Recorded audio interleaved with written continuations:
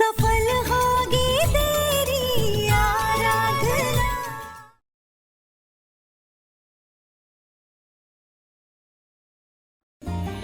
अरे ये नहीं, वो सोने की कॉइन उठाओ। अरे भाई पैसा जरूरी है, इसे कहो कि पैसा उठाए। नहीं नहीं बेटा, सोना उठाओ। विनायक बेटा, अगर बिजनेस में अच्छा होना है ना तो पैसा उठा लो। विनायक बेटा, हमारे परिवार में शिक्षा को सबसे ज्यादा महत्व दिया जाता है, तो सबसे पहले तुम ये पेन उठाओगे। शिक्षण माणसाला अंधकारातून प्रकाशाकडे नेणारा दीपस्तंभ आहे। मेनका बोलना, क्या बोली अपनी भाषा में, हमें भी तो बताओ। शिक्षा मनुष्य को अंधकार से प्रकाश की ओर ले जाने वाला दीपस्तंभ है।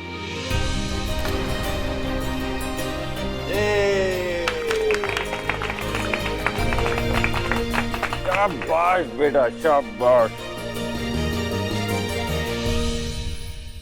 आइए यजमान, आरती शुरू करते हैं।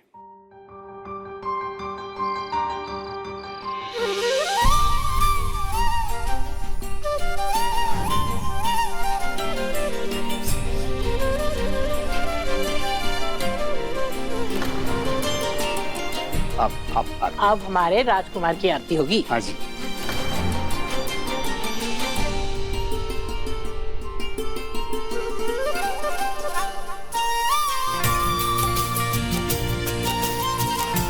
अब हवन होगा, इसके उपरांत बच्चे को पहला अन्न खिला सकते हैं।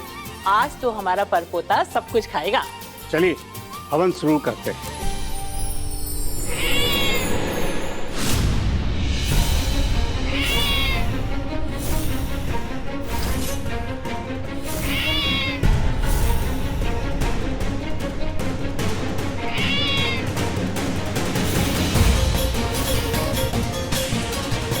ओह गॉड, ये हमारा घर क्या जू बन गया है। अरे जिस घर में आज तक एक मक्खी तक नहीं आई, उस घर में कभी सांप आ रहा है, कभी कौवे बेहोश हो रहे हैं, और अब काली बिल्ली ने रास्ता काट दिया। ये क्या अनर्थ हो रहा है? माता जी चिंता मत करिए, बस हवन से पहले शुद्धिकरण करना पड़ेगा।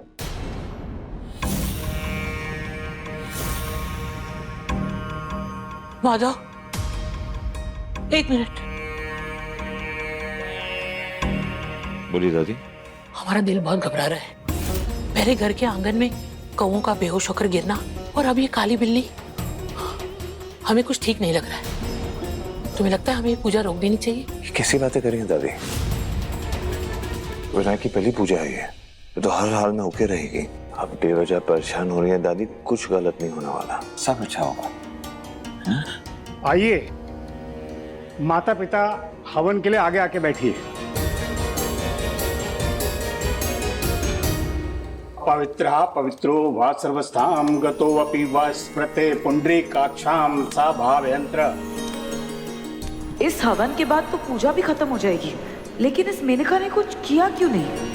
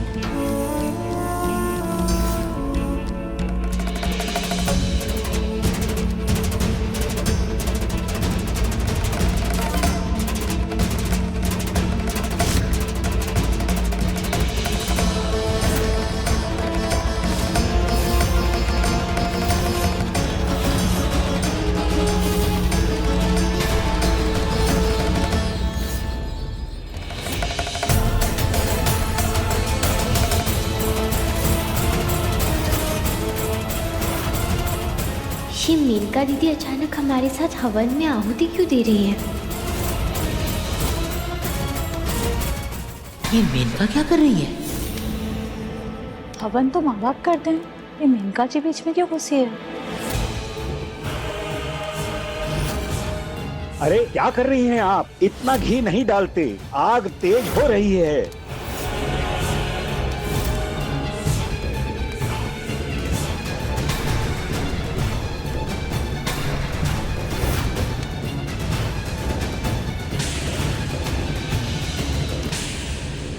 अरे ये लाल धुआं कहाँ से आ रहा है?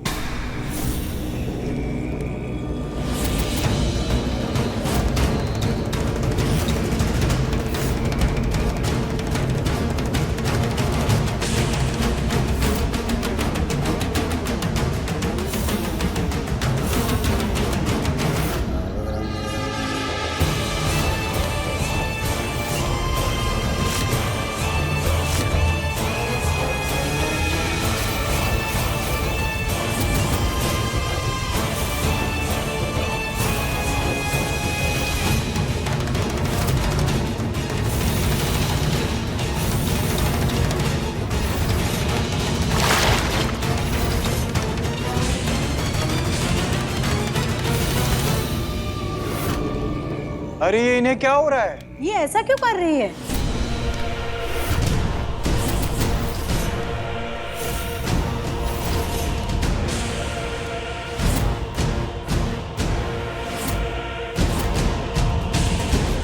दीदी क्या हो गया आपको? आप होश में तो है? क्या हुआ दीदी? दादी दीदी नहीं हूँ मैं तेरी, मीना हूँ।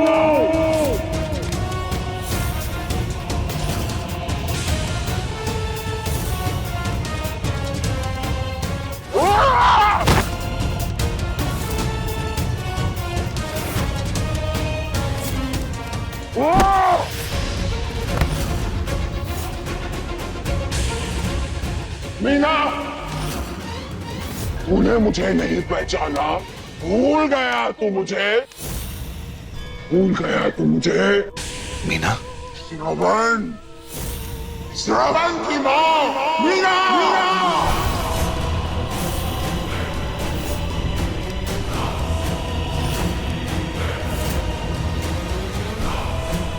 मीना,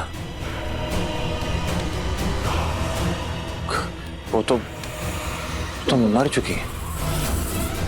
तूने मुझ पर, मेरे परिवार पर दुख और सदमे का कहर ढाया था। उसी दिन ये मीरा मर गई थी। सालों पहले मेरी ये कहानी खत्म हो गई थी। मेरे परिवार की खुशियों को तुमने उजाड़ कर रख दिया। जगह बदलने से सच नहीं बदलती माधव भारद्वाज। तू भूल गया था कि मैंने तुझे श्राप दिया था।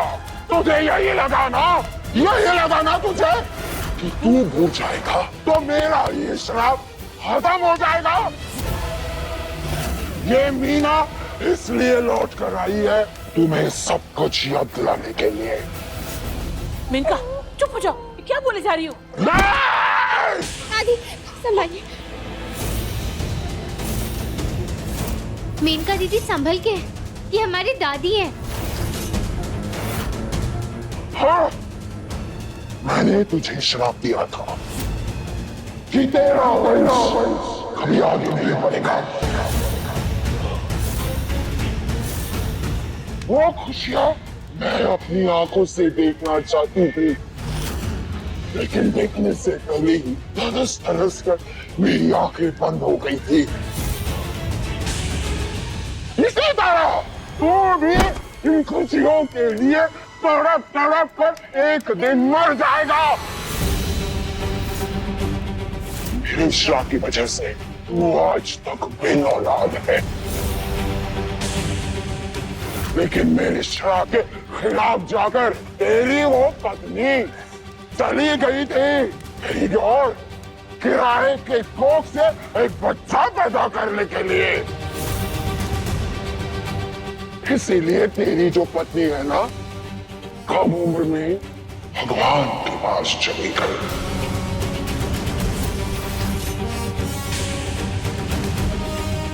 तुझे क्या लगा तेरा ये वारिस पैदा हो गया तो जीत गया? नहीं माधव भारद्वाज, तू कभी नहीं जीतेगा। ये मीना तुझे कभी जीतने नहीं देगी। तेरे बढ़ते वंश से तुझे यही लग रहा है ना कि तेरे घर के अंदर खुशियां आ गई है। नारे ये खुशियाँ तेरे परिवार में कभी नहीं आने देगी ये मीना। इस घर में कोई वंश नहीं आएगा, कोई वंश पैदा नहीं होगा, सब कुछ तबाह हो जाएगा। तेरा वंश कभी आगे नहीं बढ़ेगा, नहीं बढ़ेगा, सब खत्म हो जाएगा। ओम ऐं ह्रीं रुद्राय नमः फट स्वाहा।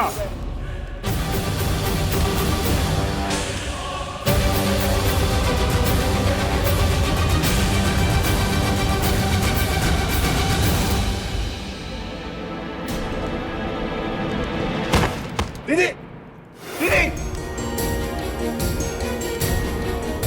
दीदी, ये सब क्या हो रहा है? मेनका मैडम को क्या हुआ है? ये मीना कौन है? किस श्राप की बात कर रही थी ये? आप लोग क्या छुपा रहे हैं आप लोग? और ये वंश को आगे नहीं बढ़ने देंगे, इसका मतलब क्या है? साहब जी बताइए ना, आप क्या छुपा रहे हैं, मुझे जानना है।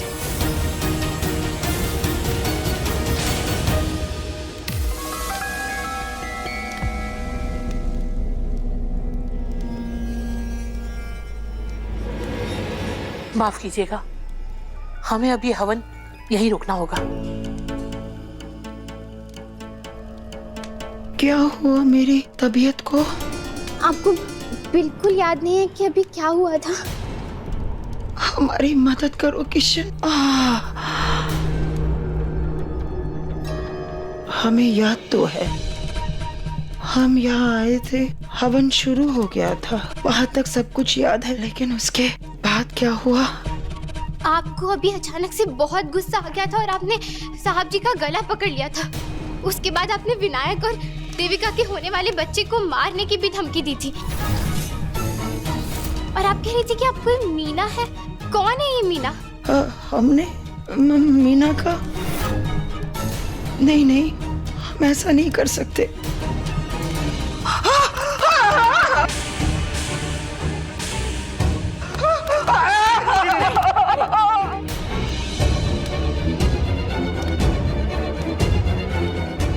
हमने भाई का गला पकड़ा था। भाई, हम ऐसा कभी नहीं कर सकते माधव, हमें माफ कर देना। हम अपने भतीजों को मारने के बारे में कैसे कह सकते हैं? मैं आपको क्यों दोष दे रही हूँ? ये सब तो श्राप की वजह से हो रहा है ना। कौन सा श्राप दादी? कैसा श्राप? किस श्राप की बात कर रही हैं आप? और आप लोगों ने ये बात मुझसे छुपा कर क्यों रखी है? मुझे याद है उस दिन भी आप लोग श्राप के बारे में बात कर रहे थे ना, सुना था मैंने। आखिर क्या छुपा रहे हैं आप सब मुझसे? और ये मीना कौन है? हाँ दादी, किस श्राप की बात कर रहे हैं आप जो हमारे घर से जुड़ा है और मुझे ही नहीं पता? और आप सब लोगों ने मुझे कुछ भी नहीं बताया। लो भाई, मुझे तो आज तक लगता था कि आप लोग किशन को कुछ नहीं समझते, लेकिन आप सबने तो साबित कर दिया कि किशन को कुछ नहीं पता। मैं ही सही थी। डिम्पल बहू, ऐसी बात नहीं है। तो कैसी बात है दादी? ये तब की बात है जब किशन बहुत छोटा था, और वैसे भी ये श्राप माधव से जुड़ा हुआ था, इसलिए हमने जरूरी नहीं समझा कि सबको परेशान किया जाए। अगर ये बात साहब जी से जुड़ी है तो ये मुझसे भी जुड़ी है, हमारे विनायक से जुड़ी है ये, और इसीलिए मुझे इसके बारे में जानने का हक है।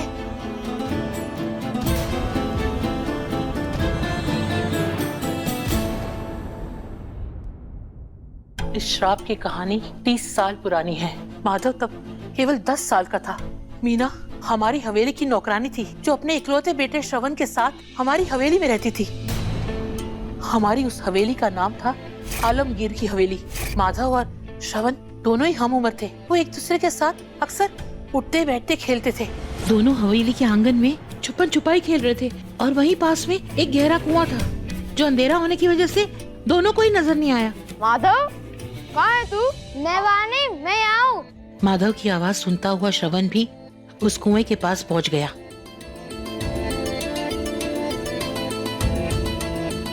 यहाँ क्यों आया माधव? तुझे पता है ना हमको यहाँ पे आने के लिए मना किया है? इतना अंधेरा है यहाँ पे। अरे डरपोक के क्या, पकड़ के तो दिखा। वो बोला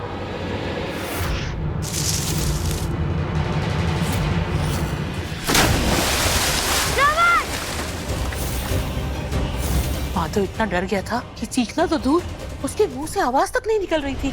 उसने मेनका को ये सब बताया और जब तक मेनका हमें ये हादसा बताती तब तक बहुत देर हो चुकी थी। हम सब उस बच्चे को बचाने के लिए भागे। उसे बचाने की हमने हर मुमकिन कोशिश की। नहीं मेरा बेटा। मीरा माधव को ही श्रवण की मौत का जिम्मेदार समझती थी। वो माधव को युवा हिरासत केंद्र में भेजना चाहती थी। मीरा का गुस्सा आक्रोश में कब बदला हमें पता ही नहीं चला, लेकिन पुलिस ये बात समझ गई थी कि माधव श्रवण की मौत का जिम्मेदार नहीं है और श्रवण के साथ जो कुछ भी हुआ था वो महज एक हादसा था। लेकिन मीरा ने हमें गलत ठहराया। उसे ये लगा कि हम अपने पैसों के दम पर माधव को बचा रहे हैं। वही दूसरी तरफ इन सब की वजह से माधव सदमे में चला गया था और उस सदमे की वजह से और वहाँ की बिगड़ती हालत की वजह से हमने ये फैसला किया कि हम माधव को विदेश भेज देंगे। लेकिन एक बार फिर मीना को यही लगा कि हम एक गुनहगार को बचा रहे अपने पैसों के दम पर। उसने हम सबसे यही कहा कि ये एक रोती बिलखती माँ की हाय है जो तुम सबको लगेगी, और उसने हमारे परिवार और माधव को श्राप दिया। तुम लोगों की वजह से मेरा बच्चा मर गया है। पैसों के दम पे इस कातिल को बचा रहे हो। इस रोती बिलखती माँ का श्राप है इसे। ये कभी खुश नहीं रहेगा। इसे कोई खुशियां नहीं मिलेगी। तुम्हारा परिवार खुशियों के लिए तड़पेगा। जैसे मैं हाथ तड़प रही हूँ अपने बच्चे के लिए। मैं श्राप देती हूँ उस माधव को। मीना काकी बहुत तकलीफ में थी। उन्होंने अपना बच्चा खो दिया था और अपने बेटे को खोने के दर्द से पूरी तरह टूट चुकी थी। अगर मुझे कोस के उनके मन को शांति मिलती थी तो उसमें गलत क्या था? लेकिन माधव, उसने तुम्हें सिर्फ कोसा नहीं था बल्कि तुम्हें श्राप दिया था। श्राप। और एक माँ के दिल की हाय और उसका श्राप कई पीढ़ियों को तबाह कर देता है। तुम भले इस सब पर विश्वास नहीं करते, पर तुम्हें याद है माधव, तुम जब विदेश के लिए निकल रहे थे तब तुम्हारा जहाज छूट गया और उसके कुछ ही दिनों बाद तुम्हारी माँ का देहांत हो गया। एक के बाद एक अनहोनी होने लगी उस हवेली में। उसके बाद हमने हमेशा के लिए उस हवेली को छोड़ दिया और इस घर में आ गए। और फिर भी तू इन सब बातों को नकार रहा है। ये तो आराधना के शुभ कदम है कि वो तुम्हारी जिंदगी में आई है और इसी की वजह से तुम्हारा और दामिनी का बच्चा इस दुनिया में आया है। इसकी सच्ची श्रद्धा और एक माँ के विश्वास ने भगवान को भी उस श्राप के असर को काटने पर मजबूर कर दिया। और अब जब विनायक बड़ा होने वाला है और तुम्हें दूसरी संतान होने वाली है, तब वो श्राप का असर दिखने लगा है। जैसे हमने उस श्राप के विपरीत जाकर अपने परिवार की खुशियों को नजर लगा दी। इसीलिए हम कह रहे थे कि अन्नप्रसन की पूजा और भव्य समारोह मत करो, पर हमारी सुनता कौन है? आज जो मेनका के साथ हुआ है उसके बाद हमारा ये डर यकीन में बदल गया है। उस श्राप का असर अभी भी हमारे परिवार पर है। इसका मतलब मेरे बच्चे को भी खतरा है ना? नहीं नहीं नहीं, मैं मेरे बच्चे को कुछ नहीं होने दे सकती।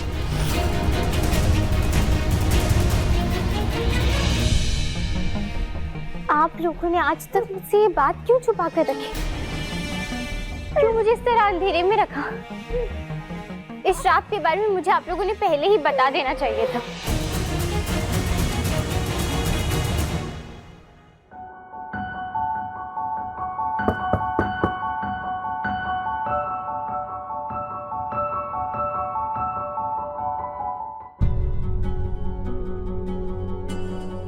I'm sorry आराधना, बचपन में जो हादसा हुआ उसके बारे में मैंने तुम्हें कुछ बताया नहीं। लेकिन जो कुछ भी मेरे बचपन के दोस्त श्रवण के साथ हुआ उसके लिए मैं खुद को कभी माफ नहीं कर पाऊंगा। उस वक्त आप काफी छोटे थे और वो बस अनजाने में हुआ एक हादसा था। लेकिन फिर भी एक अनजाने हादसे की वजह से मीना काकी की जो हालत हुई है उसके बारे में क्या? उनकी तो दुनिया ही उजड़ गई। इस वजह से मेरा परिवार आज भी परेशान है। सच कहूं तो मैं ये बताकर तुम्हें परेशान नहीं करना चाहता था, लेकिन आज मेनका दीदी के साथ जो कुछ भी हुआ ना, तो उसके बाद मैं हैरान हो गया हूँ, थोड़ा कंफ्यूज्ड हूँ। लेकिन पता नहीं क्यों मेरा दिल अब भी इस बात को मानने के लिए तैयार नहीं है कि श्राप जैसा कुछ होता भी है। बस माधव,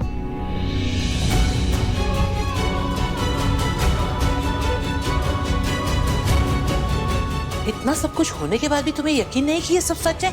तुझे इस पर यकीन करना ही होगा।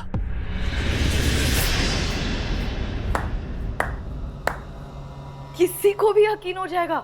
इतना अच्छा नाटक किया आपने। एक्चुअली आपने तो मंजुलिका तक को फेल कर दिया। सच में मैं तो कहती हूँ ना, आपको एक्टिंग क्लासेस ले लेनी चाहिए।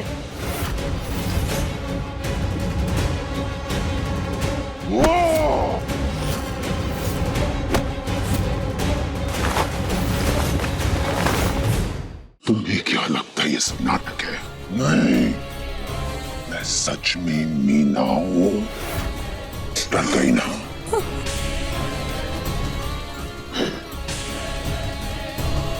इसी तरह सबको डर लगना चाहिए। हाँ। माधव को यकीन होना चाहिए उस श्राप पर। उस श्राप पर भले ही वो यकीन करे या ना करे, लेकिन उसके दिल में ये डर जरूर बैठना चाहिए कि उसके बच्चों की जिंदगी खतरे में है। तभी तो वो अपना सब कुछ हमें देने के लिए राजी हो जाएगा। राइट। पर आप आगे क्या करने वाली है? और अब जैसा तुम चाहते हो वैसा नहीं, बल्कि हम जैसा चाहेंगे वैसा ही होगा। और इस श्राप को हटाने के लिए हमें जो कुछ भी करना पड़ेगा वो हम करेंगे।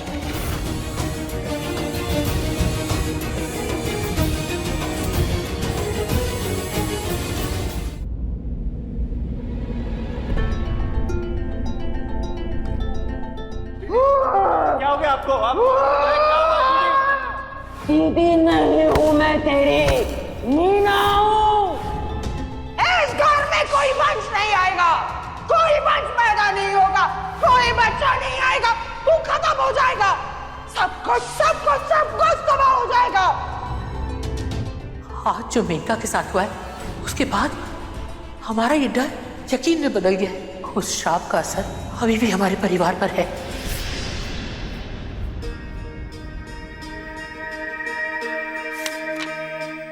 दीदी आपकी चाय।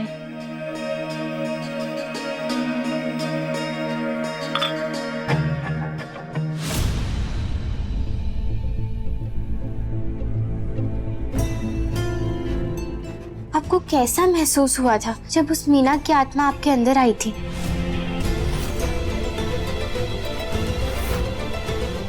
कैसे सवाल पूछ रही हो तुम आराधना? सच में हमें कुछ भी याद नहीं है। इनफैक्ट जब मैं उसके बारे में सोचती हूँ ना, तो खुद से नफरत होने लगी। मतलब हम ऐसा कैसे कर सकते हैं? लेकिन तुम इतने सारे सवाल हमसे क्यों पूछ रही हो? नहीं, आप जो सोच रही हैं वैसा कुछ नहीं है। दरअसल मैं गांव में पली बड़ी हूँ ना, तो मैंने इन सब चीजों को अपने सामने होते हुए देखा है, इसलिए मुझे पता है इन चीजों के बारे में। मेरे गांव में ना एक मंजू ताई हुआ करती थी, और एक बार किसी आत्मा ने उन्हें अपने वश में कर लिया था। तब एक बाबा ने उस मंजू ताई के शरीर से उस आत्मा को निकालकर उनकी जान बचा ली थी। मुझे एक बात समझ नहीं आ रही है कि उस मीना की आत्मा ने आपको ही अपने वश में क्यों किया? मतलब साहब जी की पत्नी होने के नाते वो मेरे अंदर या फिर देविका के अंदर भी तो आ सकती थी ना। और अगर वो बच्चे को नुकसान पहुंचाने की बात कर रही थी तो फिर वो हम लोगों के अंदर क्यों नहीं आई? और जितना मुझे पता है, जब कोई शरीर किसी आत्मा के वश में होता है ना, तो वो हर समय थोड़ा मदहोशी में रहता है, बीमार या कमजोर हो जाता है। क्योंकि जब तक कोई प्रेत आत्मा किसी इंसान को पूरी तरह अपने वश में नहीं कर लेती, तब तक उसके शरीर को छोड़ती नहीं है वो। पर आप तो बिल्कुल ठीक लग रही हैं।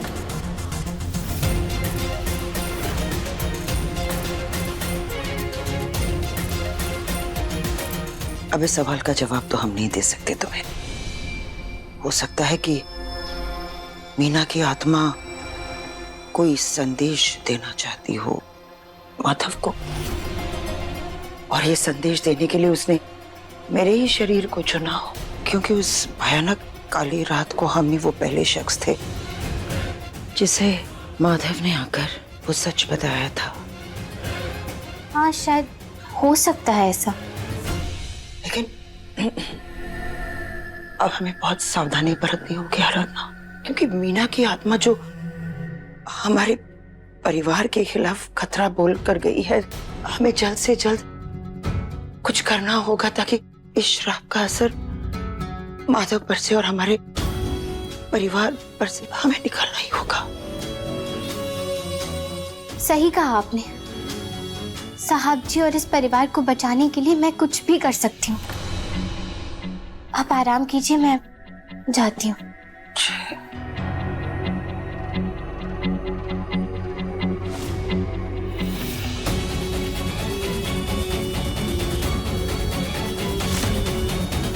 हमारे प्लान की असली रुकावट ना माधव है, ना दादी है, ना कोई और, बल्कि हमारे रास्ते का कांटा बनेगी ये लड़की आराधना।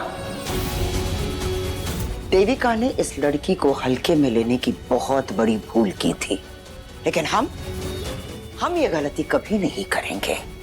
गांव की छोरी अच्छे अच्छों का सामना करने की हिम्मत और ताकत रखती है। इस लड़की को कमजोर करने के लिए हमें कुछ न कुछ करना ही पड़ेगा।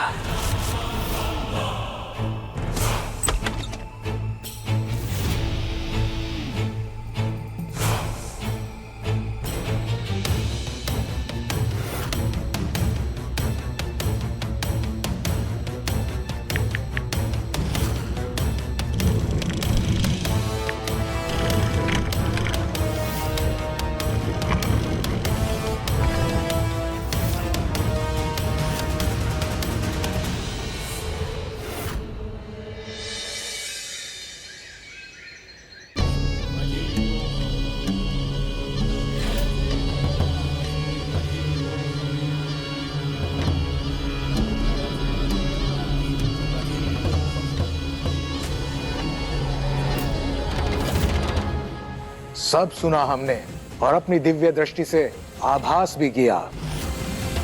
ये सच है कि इस घर में एक आत्मा का प्रकोप है जो इस घर की बर्बादी का कारण होगा।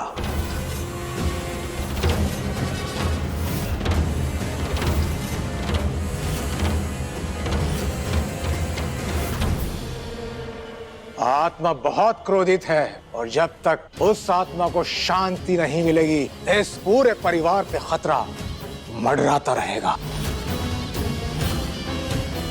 खासकर माधव दास की बीवी और बच्चे पर।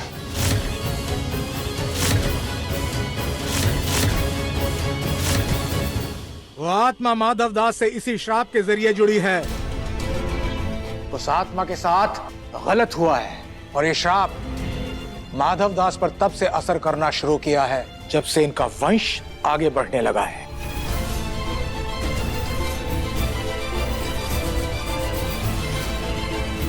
इस श्राप से मुक्त होने का एक ही उपाय है।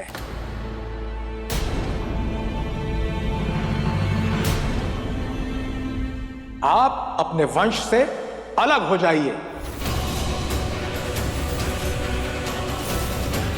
श्राप आपके वंश को मिला है। अगर आप अपने वंश से अलग हो जाएंगे तो आत्मा भी शांत हो जाएगी। इसलिए आपको अपनी बीवी और बच्चों को त्यागना होगा। उनके नाम से अपना नाम मिटाना होगा।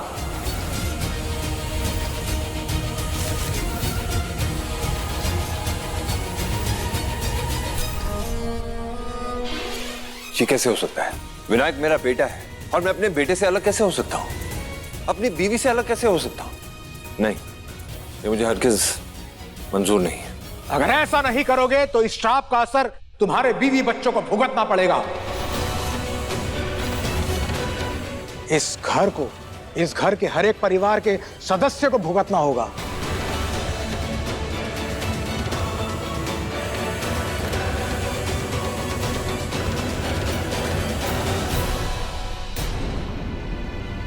देखिए, मैं ऐसा नहीं कर सकता। और कोई उपाय है? हम उस आत्मा को कुछ हद तक शांत कर सकते हैं। एक और तरीका है इस श्राप से बचने का। माधव दास को अपना गोत्र, इस घर के बड़े बेटे होने का ओहदा, अपनी जायदाद, अपनी संपत्ति, सब कुछ त्यागना होगा।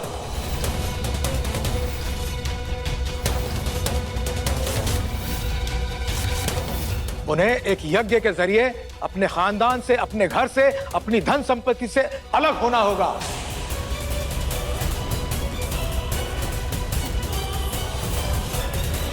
और यही बात तुम्हें पूरे समाज को बतानी होगी।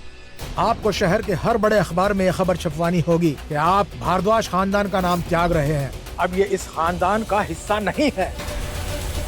इस तरह हम इस परिवार के भाग्य और माधव के भाग्य को अलग करके इस श्राप से बच सकते हैं।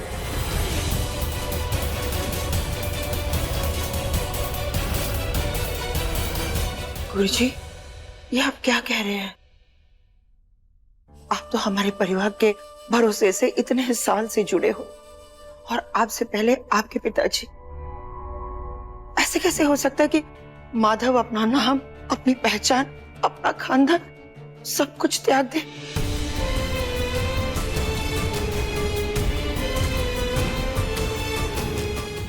आप कहना क्या चाहते हैं कि मेरे पास सिर्फ दो उपाय हैं? या तो मुझे अपनी पत्नी और औलाद से दूर होना पड़ेगा। जिस घर में मैं पला बड़ा हूं, जिस परिवार से मेरी पहचान बनी है, उन्हें त्यागना होगा।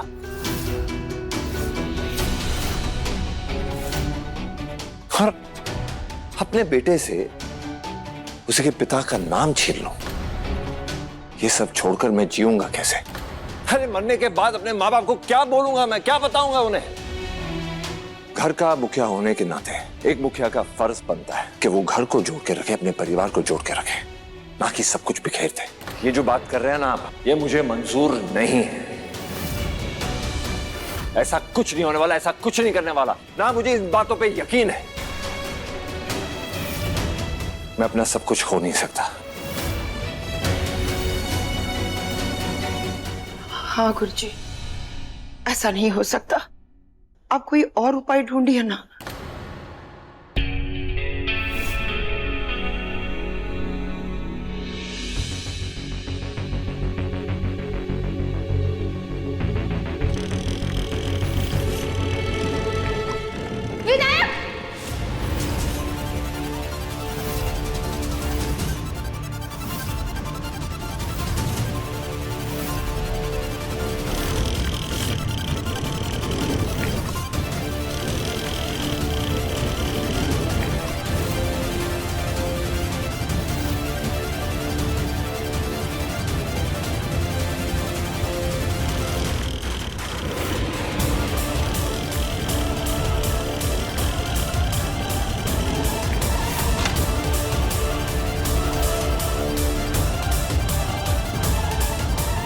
विनायक,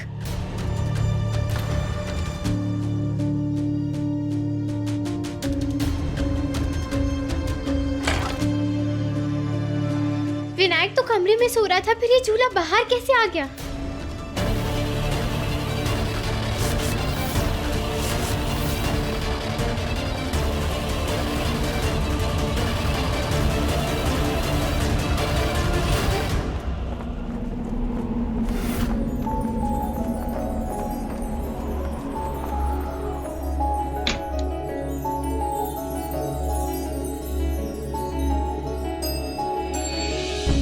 रूम की विंडो खुली हुई है, शायद हवा के झोंके से आ गया होगा प्रेम बाहर।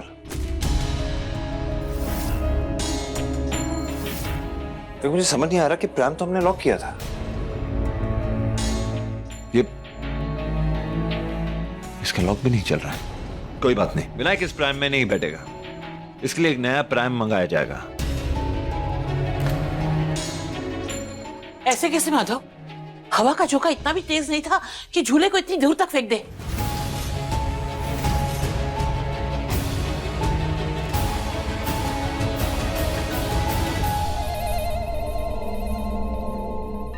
एमडी, अगर विनायक की जान को खतरा है तो मेरे बच्चे के साथ क्या होगा? वो तो अभी इस दुनिया में आया भी नहीं है।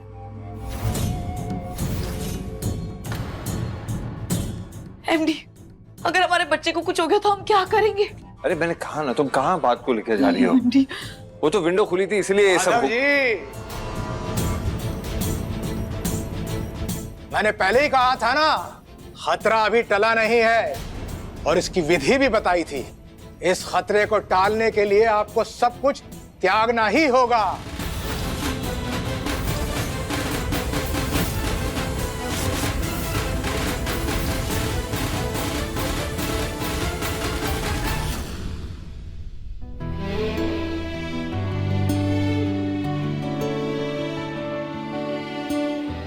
कुछ भी हो जाए, मैं एक पल के लिए भी विनायक को अकेला नहीं छोड़ूंगी।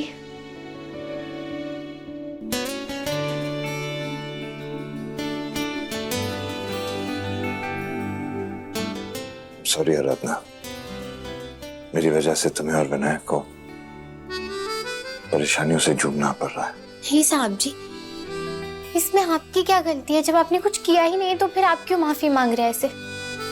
थोड़ा समय चाहिए मुझे इन सब के बारे में सोचने के लिए। मैं अपने रूम में हूँ, कोई चीज की जरूरत हो बता देना। अपना और विनायक का ख्याल रखना।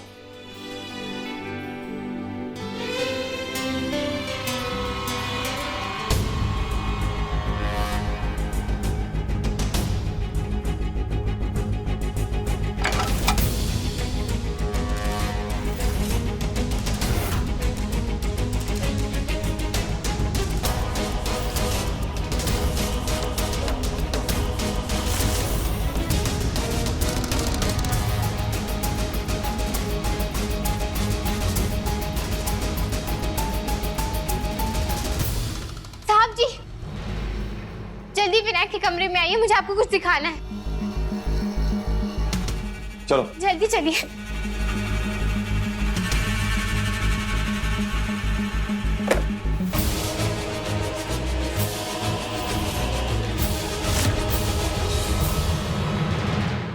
सब ठीक है? क्या हुआ? क्या हुआ? क्या नहीं। ऐसे क्यों बुलाया मुझे? नहीं, कुछ नहीं है। वो मुझे ऐसा लगा जैसे विनायक के कमरे में कुछ तो है। शायद मेरा ही वहम होगा। आप जाइए ना।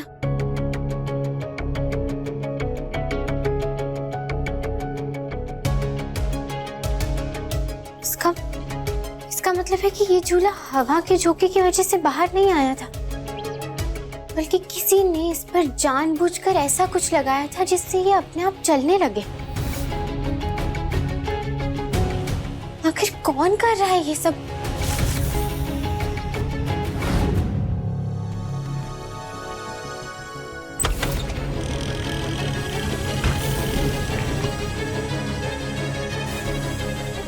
ये क्या बदतमीजी है आराधना? तुम नॉक करके नहीं आ सकती हो क्या? बदतमीजी मैं नहीं, आप कर रही हो। आप फिर से इस परिवार को और इस घर को नुकसान पहुंचाना चाहती हो ना? आप ही ने विनायक के झूले में वो पहिए वाली मशीन लगाई थी ना, जिससे ये झूला खुद ब खुद चलने लगा। मैंने अपनी आंखों से देखा था उस मशीन को। और आप ही हो ना वो जो साहब जी और इस परिवार को डराने की कोशिश कर रही हो। आखिर अब क्या चाहिए आपको? सब कुछ तो मिल गया है ना। वैसे भी आपकी इन हरकतों से तो आपको अभी पागल खाने या फिर जेल में होना चाहिए था। लेकिन अब जब इस घर में रह रही हो तो फिर शांति से रहो ना। क्यों अपनी पुरानी हरकतों पर वापस उतर आई हो? क्या बकवास क्या कर रही हो तुम? हाँ, मैंने कुछ नहीं किया है। हम आपके एहसानमंद हैं क्योंकि आपने हमारी मदद की। आप हमारे परिवार को कई सालों से जानते हैं और हमारी दादी भी आपकी हर बात पर यकीन करती है। अगर उस वक्त आप ये नहीं कहते कि उस श्राप का असर अभी भी है और उसे हटाने का वही एकमात्र तरीका है, तो हमारा परिवार कभी नहीं मानता। अब तो माधव को भी धीरे धीरे उस श्राप पर यकीन करना ही होगा। अगर आपको किसी भी चीज की जरूरत पड़े तो आप हमें बताएं, हम आपको दे देंगे। आज तुमने जो हमसे महापाप करवाया है उसके लिए हमें तुमसे कुछ नहीं चाहिए। यह गलत काम करके हमने अपनी विद्या को अपमानित किया है, वो भी सिर्फ इसलिए कि हम मुसीबत में थे। हमारी माँ की तबीयत खराब थी और आपने तब हमारी मदद की थी। हम तो तभी समझ गए थे कि तुम एक दिन सूद समेत इस एहसान का बदला हमसे जरूर लोगी। आज तुमने अपना रंग दिखा ही दिया। अब निकल जाओ यहां से, दोबारा यहां मत आना।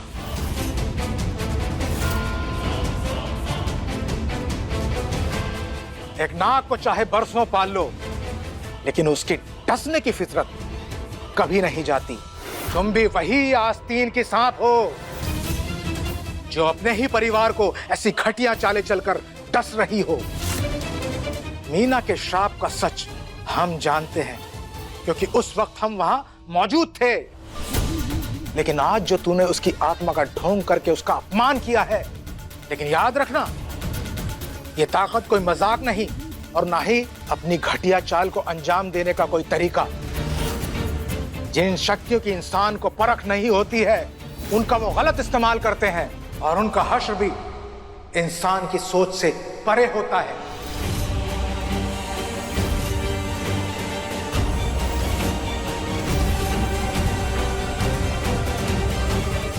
और ये प्राइम में कोई मशीन नहीं लगाई है मैंने।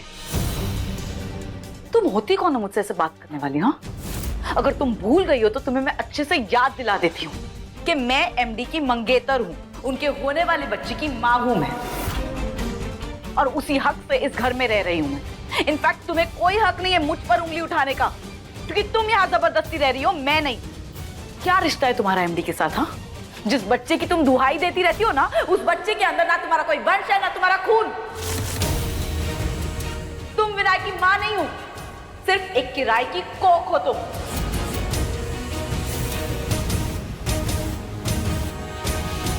जो लोग जबरदस्ती और साजिश करके रिश्ता बनाते हैं ना, अक्सर वही लोग दूसरों के रिश्तों का नाम पूछते हैं। और कोई भी रिश्ता ना विश्वास से निभाया जाता है, नाम देने से नहीं। मेरा साहब जी या फिर इस परिवार से क्या रिश्ता है वो मैं आपको बताना जरूरी नहीं समझती, लेकिन आपको याद तो है ना, पिछली बार जब आपने साहब जी को नुकसान पहुंचाने की कोशिश की थी तब मैंने क्या किया था। अगर इस बार आपने मेरे बच्चे को नुकसान पहुंचाने के बारे में सोचा भी ना, तो मैं अपनी सारी हदें भूल जाऊंगी देविका। बस बहुत हो गया। तुम्हें क्या लगता है कि तुम कुछ भी बोलती रहोगी और मैं चुपचाप सुनती रहूंगी?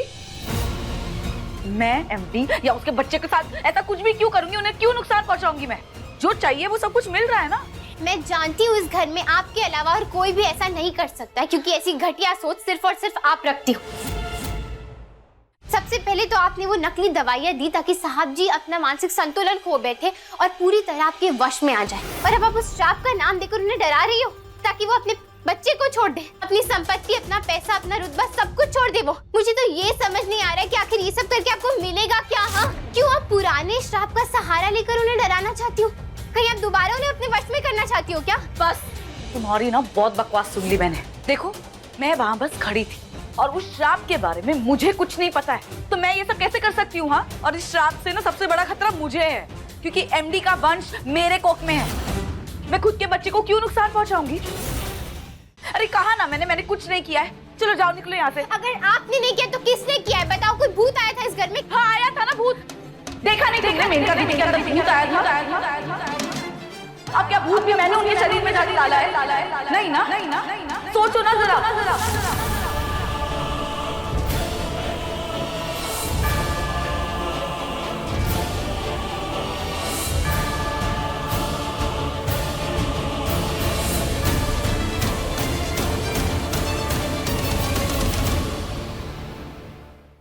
अपने पसंदीदा शो के फुल एपिसोड देखने के लिए अभी डाउनलोड करें दंगल प्ले ऐप।